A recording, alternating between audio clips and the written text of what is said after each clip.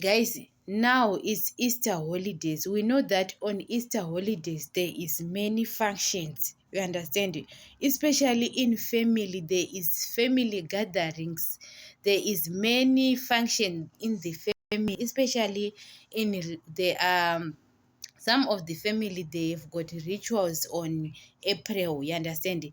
It will forcing you, even you are not going on December other functions, but April it will force you to go because there is something and they need you to be there. You understand?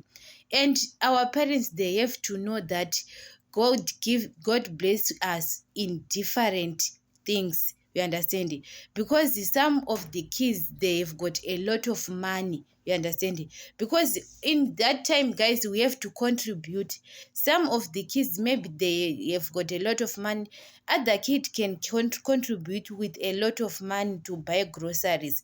Maybe you gave them a little, they have to thank a little you gave them, because some of the parents, they are gossiping other their children with other kids. We understand, saying she doesn't have anything, she bring little groceries.